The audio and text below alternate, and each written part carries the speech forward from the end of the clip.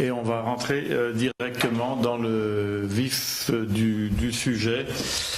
Donc en abordant les risques en chirurgie.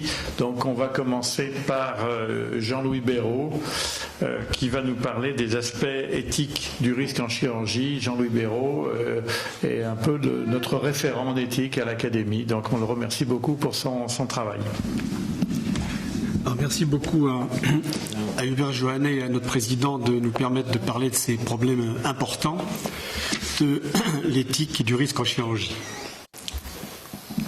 Quelques petits rappels pour dire que la morale est quelque chose d'inconditionnel, c'est-à-dire que tu ne tueras pas, tout le monde est d'accord, c'est clair et net. La déontologie, ce sont des règles professionnelles et il ne faut pas en attendre plus. Et quand on dit les normes éthiques ou la déontologie éthique, ça n'est pas compatible. Parce que justement, l'éthique fait appel et se trouve confrontée à des situations inédites, des interrogations. Et la liberté est fondamentale pour prendre les options. Le danger, on le verra tout à l'heure, c'est la normalisation de l'éthique. Quant à la loi, eh bien, la loi, elle apparaît lorsque l'éthique, tout le monde est d'accord au point de vue éthique et qu'on peut légiférer. Mais dire il y a des lois éthiques, ça n'est également pas possible puisque c'est au stade suivant que la loi est mise en place par le Parlement. Pour les règles éthiques du chirurgien, il faut bien entendu toujours revenir aux fondamentaux, puisque dans le serment d'Hippocrate, on voit déjà qu'on entretient ses compétences et qu'on les perfectionne pour assurer au mieux les services, donc la formation continue. L'impératif d'Emmanuel Kant, qui est le pivot de la morale européenne, disons, fait appel à cet impératif catégorique qu'il faut toujours avoir en tête, chirurgien ou médecin, ou même simple citoyen, puisque l'autre doit être considéré toujours comme une fin et jamais simplement comme un moyen, même si temporairement cela est parfois le cas. Aristote a dit, a développé l'éthique des vertus, et on en dira un petit mot à la fin, et Kant a insisté sur le devoir moral envers soi-même et envers les autres. C'est pour ça qu'on parle de conception déontologique, puisqu'il y a un impératif en nous, et ce n'est pas en fonction des conséquences, comme nous le verrons chez les anglo-saxons, qu'on peut avoir des réflexions éthiques et des conséquences de réflexions éthiques. Le grand sociologue Max Weber a développé au début du XXe siècle la différence entre l'éthique de conviction, qui est personnelle et qui correspond à des visions religieuses ou spirituelles personnelles, à côté de l'éthique de responsabilité qui engage toute personne, notamment un médecin ou un chirurgien, qui doit s'occuper de la collectivité, et il y a parfois des divergences et un conflit interne de un praticien qui doit décider en fonction de l'éthique de responsabilité, puisqu'il a une participation à une action collective plutôt qu'une éthique de conviction. Un point important, c'est la différence entre les anglo-saxons et les latins, si je puis dire, puisque l'éthique utilitariste, qui a été développée par surtout Stuart Mill et Engelhardt est je dirais pas un excité, mais c'est un utilitariste à tout crin qui va jusqu'à dire qu'un handicapé n'est peut-être pas un homme comme les autres, et donc les conséquences peuvent être très graves. Et c'est une éthique conséquentialiste, c'est-à-dire qu'elle voit les conséquences, et en fonction des conséquences, on peut décider des position que l'on prendra. Ce qui s'oppose à l'éthique essentialiste, égalitariste, qui est plutôt latine, où la dignité de l'être humain est inaltérable, fondamentale, et on doit absolument en tenir compte. L'éthique minimaliste, c'est un dérivé de l'éthique utilitariste, où seul le principe de non-malfaisance est utile.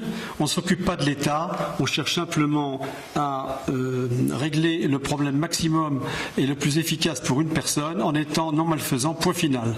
Donc ça ne va pas très loin. Et en plus, ça sera évoqué tout à l'heure, dans le monde anglo-saxon, la notion de contrat est fondamentale en raison du principe d'autonomie du patient, et on sait qu'on est beaucoup plus souple avec le contrat de confiance, si je puis dire, dans nos pays. Donc l'acte chirurgical, c'est un acte qui est hautement moral, puisque Le patient est dans les mains du décideur qui est le médecin et le chirurgien, même si actuellement il y a des associations de patients, le patient est plus au centre du débat, mais la vulnérabilité est la pierre d'angle de l'éthique. Il ne faut pas oublier qu'il y a quelque chose de sacré dans l'acte chirurgical, avec les fractions et les fusions du sang, et que le pouvoir de la chirurgie est devenu colossal depuis, après la Deuxième Guerre mondiale, avec un risque bien entendu de danger et d'excès et de risque. Il y a une tension entre la puissance et l'efficacité de l'acte chirurgical. Tout ça dépend de cette technicité qui s'est développée de façon exponentielle et la finalité, qui reste toujours la même finalité, de soigner une personne humaine vulnérable. En effet, la chirurgie est un acte qui est violent, qui est transgressif, irréversible et radical. Il engage la responsabilité ô combien de celui qui l'exerce et il est salvateur, mais il est dangereux. Et en plus, la décision doit être très rapide, parfois immédiate. Ce qui nécessite évidemment des qualités chirurgicales que l'on connaît bien, la confiance en soi, le sang-froid et l'aptitude à décider vite, un engagement scrupuleux et l'apprentissage prolongé, les exercices répétés qui sont la base du métier. Ce qui est particulier, c'est que dans l'acte chirurgical, il faut s'extraire de sa subjectivité. On a vu le patient en consultation, on a une relation particulière. On va réduire son corps à l'objet de l'opération pour pouvoir exercer son art. On va utiliser cette suspension du jugement qu'ont décrit les phénoménologues sous le nom d'époquée, c'est-à-dire qu'on met de côté complètement tous nos sentiments de jugement pour effectuer un acte sur un sujet objectivé qui pourra permettre cette transgression qu'est l'acte chirurgical et l'éventuelle adaptation à une situation imprévue ou à une complication qui survient. Mais bien entendu, il y a des risques. C'est de se prendre pour un démiurge. On a tous une tendance à un comportement individualiste et on sait que l'isolement fait le lit de la démesure. Il y a aussi le risque d'objectiver excessivement, c'est-à-dire de considérer le patient comme un objet, le corps détachable, le corps pouvant mietter en morceaux. L'imagerie déjà nous le découpe. Et en plus, la technique, avec tous ces développements actuels, peut instrumentaliser le chirurgien, c'est-à-dire qu'il perd sa liberté. Alors il doit se souvenir qu'il y a quelque chose de sacré dans l'acte chirurgical. En effet, la technique, ça a été très bien développé par les philosophes Heidegger et Jacques Ellul. Le système technicien, il peut évoluer pour lui-même, c'est-à-dire que la technologie moderne, parlons du robot ou d'autres, va pouvoir décider et l'homme ne peut devenir qu'un exécutant, un simple exécutant. Tout ce qu'il est possible de faire doit être fait, je peux donc je dois.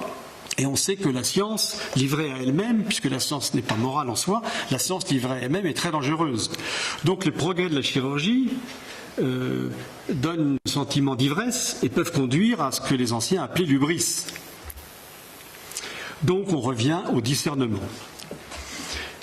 La fameuse notion de bénéfice-risque que nous avons tous en tête lorsque nous avons une décision à prendre, une personne très âgée qui est grabataire et qui a une pathologie grave, une personne qui est multipathologique et qui a un cancer du pancréas qui est opérable. On s'appuie sur la science parce qu'il y a des études très sérieuses, il y a des statistiques, il y a des études de probabilité qui nous aident beaucoup, mais le problème, c'est que la situation à laquelle le chirurgien est confronté avec ce patient-là, devant lui, est toujours individuelle. Il y a toujours cette imprévisibilité, cette diversité de la nature humaine. Il y a aussi l'influence du psychisme. Le grand philosophe et médecin Georges Candileim, dans son livre Le normal et le pathologique, a parlé de cette transition douce entre ce qui est normal, ce qui est franchement pathologique, ce qui est un peu pathologique. Et nos collègues orthopédistes, quand ils ont une décision à prendre, souvent en chirurgie fonctionnelle, sont dans cette réflexion entre le normal et le pathologique pour aider le patient à choisir la bonne opération. Il y a dans la décision médicale, en poussant un peu le trait certes, un mélange de rationalité, de thaumaturgie et de scientisme. Pour l'indication, qui est quand même la noblesse, une des grandes noblesses de notre art, on pourrait peut-être envisager le retour à la clinique, parce qu'on a peu tendance à l'oublier avec les prouesses de l'imagerie. Quant à l'information, on on peut peut-être plus parler d'explication, parce que dans le rencontre et le dialogue avec le patient, sa famille, l'explication lente et progressive est une excellente information, parce que l'information brute, on sait ce qu'elle vaut, et le consentement peut parfois être de valeur inégale. Et puis il y a le suivi. C'est-à-dire, il y a les suites opératoires, il y a les complications, il y a l'imprévu. Et on sait bien que lorsqu'on apprend le métier à nos jeunes internes et aux chefs de clinique qui démarrent, le problème, c'est la gestion de la complication, des difficultés post-opératoires et la tendance à l'esquive qu'on peut avoir, surtout lorsqu'on est jeune. Et ça, c'est fondamental pour la noblesse du métier. Cette gestion des complications, les explications, la présence. Mais ça prend du temps. Il faudra peut-être réfléchir à certaines délégations de tâches dans l'avenir. En dehors de cela, des délégations de tâches, se faire aider, il faut savoir être humble et savoir de temps en temps transférer à une équipe spécialisée lorsque ça ne va pas, on n'y arrive pas, on a une difficulté et on demande des avis. Aujourd'hui, c'est quand même beaucoup plus facile. Et puis, ça va être évoqué tout à l'heure, bien apprécier sans être inhibé, les conséquences médico-légales qui sont plus prégnantes aujourd'hui. Donc revenons sur des points importants, la qualité du travail, la notion d'équipe, aujourd'hui c'est très important, les études de seuil, le nombre de cas, tout ceci a été déjà amplement développé dans les séances précédentes de l'Académie, la formation, le contrôle continu, la simulation, il y aura une exposé tout à l'heure. Il est évident que dans l'avenir ça va être essentiel la simulation en raison de l'accès aux nouvelles techniques, en raison des difficultés que pose le problème de l'apprentissage, la main dans la main en relation de maître à élève. Et puis, on a vu qu'il y a du travail à faire, c'est d'accepter la discipline avec l'inscription au registre, etc. Maintenant, parlons d'un problème qui est assez douloureux, surtout au vu de ce qui se passe actuellement dans certaines villes, notamment à Besançon, avec des conflits épouvantables. La maîtrise des conflits, la gestion et l'harmonie des équipes. On a vu ici, il y a une séance récente, à quel point c'est important. Et il y a des travaux là-dessus pour essayer d'aider psychologiquement des équipes en difficulté. L'accréditation, ça fait maintenant 10 ans et c'est bien en marche, et tant mieux. On apprend mieux à comparer les résultats, mais il faut savoir que les pays scandinaves, par exemple, sont très en avance.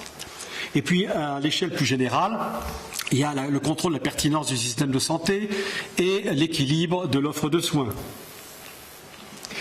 Pour ce qui est des nouvelles techniques, on a insisté ici aussi, lors de plusieurs séances, sur la traçabilité des nouvelles techniques, c'est très important, notamment lorsqu'on utilise des dispositifs médicaux.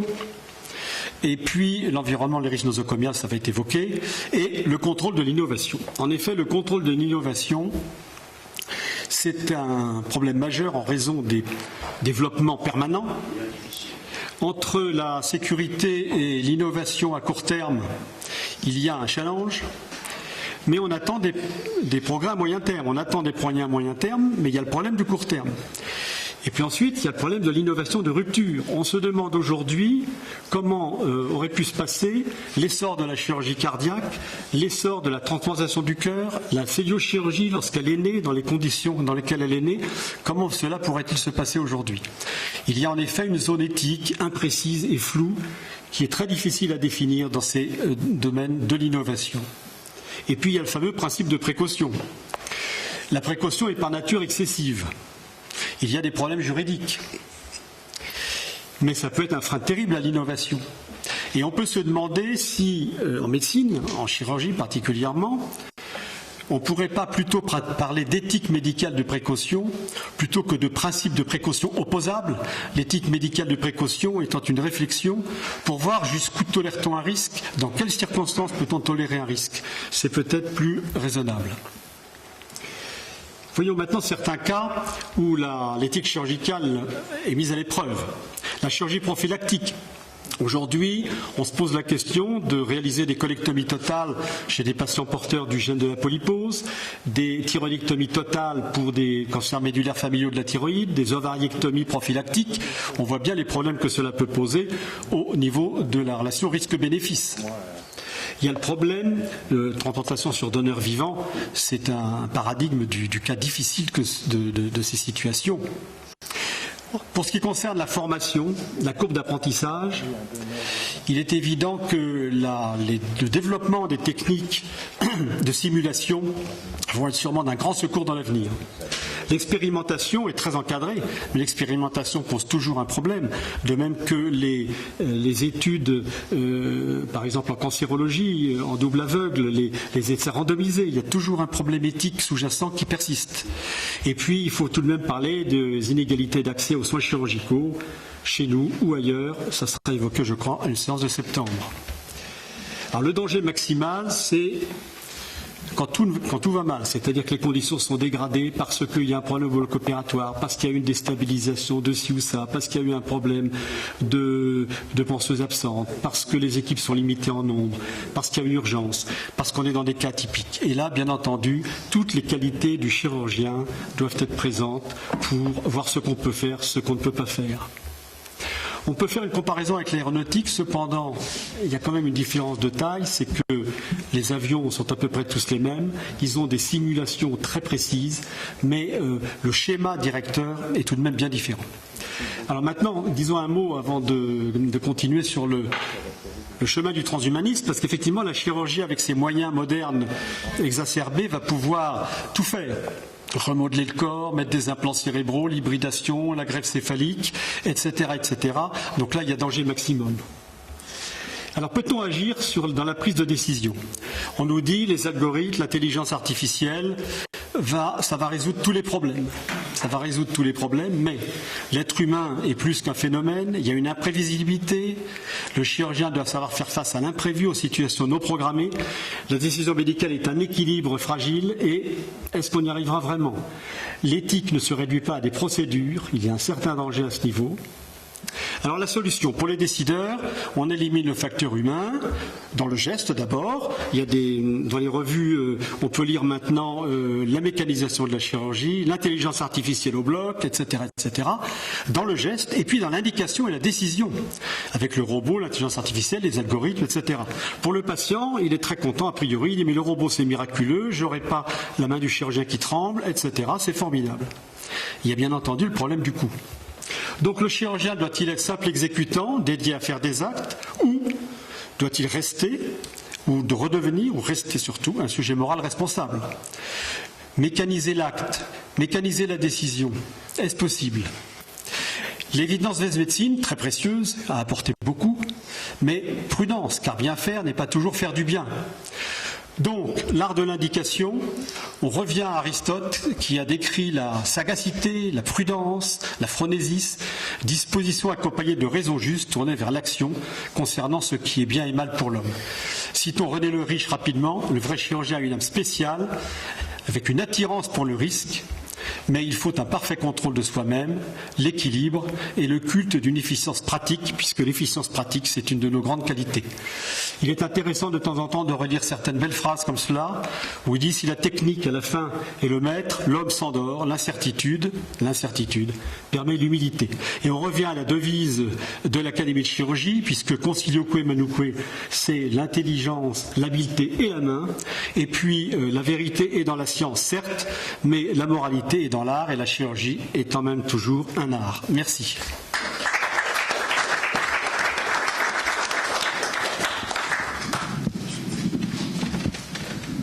Oui, merci Jean-Louis pour ces réflexions. Il y a beaucoup de sujets en fait, parce que ça recoupe beaucoup de situations pratiques, chacun dans son exercice. Moi, je voudrais te poser une question sur l'indication où on a la compétence, on a l'équipe, on a le plateau technique, on a l'expérience, mais le patient est un peu âgé, il y a là une zone grise qui est quand même très difficile, parce qu'on peut se dire je suis un peu âgé, c'est pas grave, je suis dans ma compétence, ou au contraire ne pas rendre service au malade en se réfugiant, en disant je préfère mon confort, enfin je suis schématique, mais et ça éthiquement vis-à-vis du patient c'est très compliqué. Comment tu faisais, comment tu fais, comment on peut se faire aider? J'ai bien compris que ça n'avait pas beaucoup de solutions. Enfin... Il y a une conviction personnelle en fonction de son tempérament personnel, premièrement. Deuxièmement, ses convictions éthiques et spirituelles. Et puis, il ne faut pas se réfugier. C'est facile de se réfugier en disant je ne vais pas l'opérer, mes statistiques seront bonnes. J'exagère un peu, mais il faut avoir un peu de courage dans ce métier. Mais il y a premièrement les réunions de service. Deuxièmement, il y a la famille et le patient. Mais quelquefois, on a des cas où le patient, lui, il veut qu'on fasse quelque chose et la famille ne veut pas. Et là, on a des conflits éthiques terribles parce que finalement, le patient, il a 80 ans, il dit « moi, je veux qu'on m'enlève ma tête du pancréas parce que je sais que c'est la seule chose qui peut marcher, je cours le risque ». Et le conjoint et les enfants disent « c'est pas raisonnable, c'est pas bien, faut pas le faire ». Et ce sont des cas qu'on a toujours. Et multiplier les consultations n'est pas forcément pratique parce que quand le désir continue et qu'on se retrouve un peu dans des situations... Et puis on a la contradiction, et puis on change d'avis, et puis... Y a-t-il des questions ? Lobel Rennes, je vous remercie beaucoup pour cette réflexion philosophique sur le chirurgien. C'est tout à fait à l'opposé de ce qu'on voit dans les départements par organes où le chirurgien est souvent considéré comme le technicien de l'affaire et ça fait plaisir de voir. Alors vous avez plutôt décrit un chirurgien vertueux dans cette façon. Moi j'ai toujours considéré qu'il y avait deux sortes de chirurgiens. Il y a le paranoïaque et le maniaco-dépressif. Le paranoïaque qui a toujours, et pour la décision, il sait ce qu'il faut faire puisque ça lui vient de Dieu, et le maniaco-dépressif est toujours en train de se demander s'il est en train de bien faire. Mais ce que je voulais dire à ce propos, c'est sur le risque en chirurgie, c'est la génération qui nous suit et la vision qu'on peut en avoir avec un peu de recul est assez étonnante. C'est qu'ils ont connu une transformation assez importante de la chirurgie et de l'anesthésie et ont tendance à vouloir dire, malgré les listes qu'on donne aux patients de tous les risques opératoires qu'il va avoir, de dire les choses vont être assez simples. Et c'est vrai qu'elles sont simples. Quand vous pensez, enfin quand je vois ce que c'était qu'une cure de vésicule biliaire et qu'on rentre le matin, on sort le soir et que le lendemain on prend l'autobus, je trouve ça, voilà, la prostatectomie radicale, vous êtes opéré le matin et vous sortez le lendemain matin et vous pouvez vaquer à vos occupations 2 jours après. Mais ceci fait que le chirurgien, malgré les listes de complications qu'il donne, a une tendance à vouloir dire que la chirurgie a beaucoup diminué ses risques et qu'il n'y a pratiquement plus de risques. Et les médias ont repris ça, on sait traiter le cancer, on sait traiter beaucoup de choses. Et je trouve que l'Académie aurait une place pour réfléchir et redonner une idée juste de ce qu'est la chirurgie, parce que vu de loin, je peux dire maintenant que quand on est opéré d'une prostatectomie radicale, peut-être qu'on est sorti le lendemain, mais les suites opératoires ne sont pas aussi limpides que a été la rapidité de la sortie. Alors, je suggérerais à l'Académie de réfléchir et peut-être de faire une publication pour dire que la chirurgie c'est important, c'est lourd, et que malgré tous les progrès techniques, elle reste un geste difficile et un geste qui n'est pas dénué de suite, pas toujours aussi favorable qu'on le voudrait. Je m'excuse d'avoir été un peu long. Non, mais faites-vous très juste remarque. Oui, faites-vous une différence entre la traçabilité de l'information et la traçabilité des explications, ce qui n'est pas tout à fait la même chose. Oui. Les informations. Alors, ce que je voulais dire, la traçabilité de l'information, c'est très important, mais souvent, on s'est aperçu à l'usage que le patient ou sa famille avait eu l'information, avait tous les papiers, etc. Et c'était complètement passé à côté de leur assimilation et de leur réflexion. Et on s'est dit, il faut vraiment une explication approfondie pour que l'information soit très bien intégrée. Même si tous les papiers sont en ordre, tout est impeccable, mais en plus, il y a le stress, évidemment, de l'annonce de l'opération, etc., etc.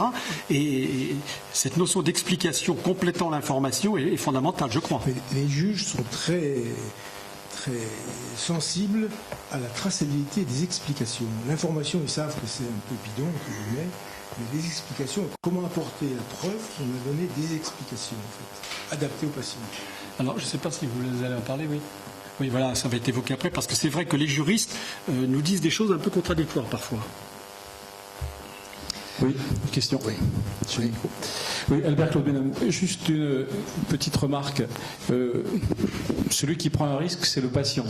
Oui. Le chirurgien, bon, peut-être il aime le risque, mais il le fait courir à quelqu'un. Et dans quelle mesure, justement, cette décision, finalement, la décision du patient, sa collaboration effective à la prise de décision, même lorsque le chirurgien a l'honnêteté de lui dire c'est une intervention lourde, difficile, comme vient de le dire notre ami, comment on peut véritablement l'engager dans un processus conscient de décision personnelle, voire familiale, parce que parfois il a besoin d'être également aidé par son milieu. Et ça, c'est véritablement quelque chose dont on doit bien prendre conscience. Le chirurgien, il fait son job, mais c'est le patient qui prend des risques.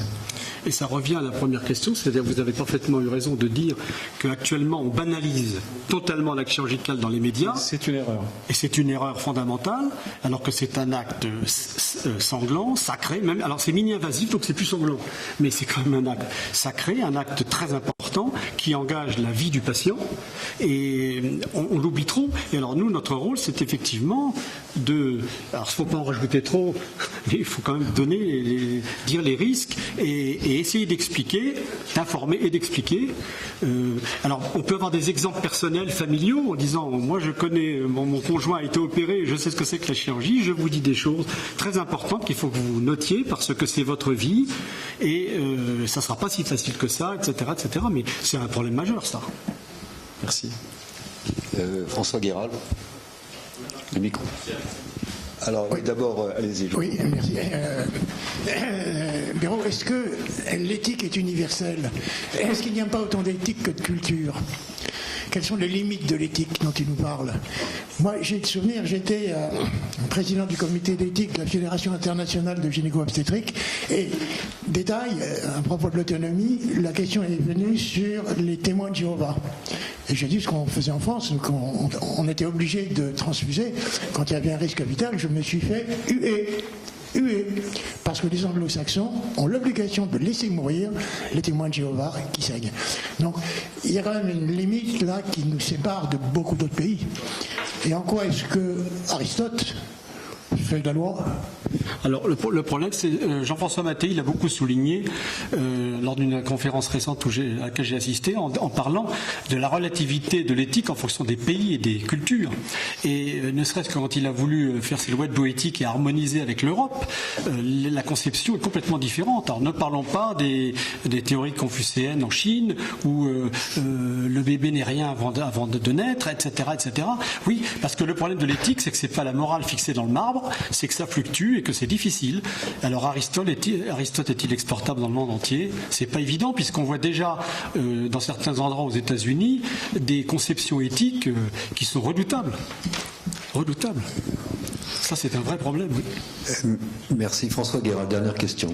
Je voudrais vous demander précisément, après mes félicitations pour ce brillant exposé, on s'est beaucoup impliqué dans la formation justement à Bicêtre. Ce que vous pensez au fond de vous de l'intelligence artificielle, parce que c'est ce qui ressort maintenant dans tout propos. On se réfugie devant, ça n'est qu'une grande bibliothèque, et je pense que ce thème est une usurpation de l'intelligence elle-même. Je pense que l'intelligence elle-même fait appel à la réflexion. Or, toute justice qu'on évoque ici sont des instituts qui ne font pas part de la réflexion elle-même. Alors, il y a un rapport récent de l'Académie de médecine sur l'intelligence artificielle qui est très intéressant et qui justement montre bien que l'intelligence artificielle faible, l'actuelle, la forte c'est peut-être pour dans 30 ans, mais l'actuelle, ce sont des algorithmes qu'on a façonnés et qui nous renvoient ce qu'on a mis dedans. Donc pour l'instant, c'est un peu un mythe. C'est un peu un mythe. dans l'avenir, on ne sait pas ce que ça va donner, mais le problème c'est qu'il y a un risque après de paresse éthique de l'homme qui appuiera sur le bouton et aura la réponse éthique à sa question. Enfin, j'exagère un peu, mais il y a un gros risque à ce niveau. Bien. Merci beaucoup Jean-Louis. Alors, je reviens sur la remarque de Bernard Lebel. L'Académie va faire des vignettes vidéo d'information à destinée des patients pour résumer les séances qui se tiennent ici. Et c'est effectivement un des rôles de l'Académie de recadrer les choses en expliquant qu'on ne va pas se faire opérer comme quand on va à la poste. Et ça fait partie des messages que l'Académie doit délivrer. Voilà.